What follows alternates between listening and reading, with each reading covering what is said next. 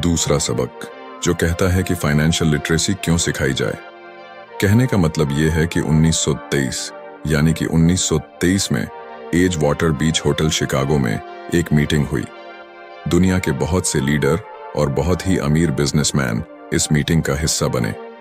इनमें से थे एक बहुत ही बड़ी स्टील कंपनी के मालिक चार्ल्स शवाब और सैमुअल इंसुल, जो कि उस वक्त की लार्जेस्ट यूटिलिटी प्रेसिडेंट थे, और बाकी कई और भी बड़े बिजनेसमैन। तो इस मीटिंग के 25 साल बाद इनमें से कई लोग गरीबी से मरे, कुछ ने खुदकुशी कर ली और भी कईयों ने तो अपना दिमागी संतुलन तक खो दिया था।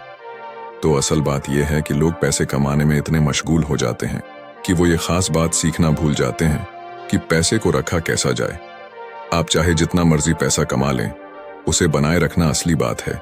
और अगर ये हुनर आपने सीख लिया तो अब किसी भी आड़े टेढ़े हालात, जो अक्सर कहा जाता है कि कोई इमरजेंसी आ गई या कोई अड्डी आ गई या कोई बुरा वक्त आ गया, तो आप उसका सामना आसानी से कर लेंगे।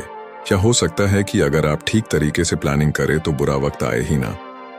वैसे लॉटरी में मिलियन जीतने वाले लोग कुछ सालों तक तो मजे से जीते हैं, मगर फिर वापस उसी पुराने हालात में पहुंच जाते हैं।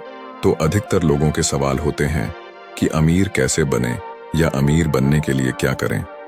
इन सवालों के जवाब से अधिकतर लोगों को निराशा ही होती है, मगर इसका सही जवाब होगा कि पहले आप फाइनेंशियल लिटरेट बनना सीखें।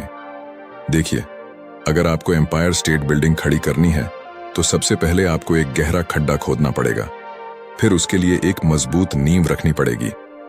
लेकिन अगर आपको एक छोटा सा घर बनाना हो तो एक 6 इंच कंक्रीट स्लैब डाल करके भी आपका काम चल जाएगा।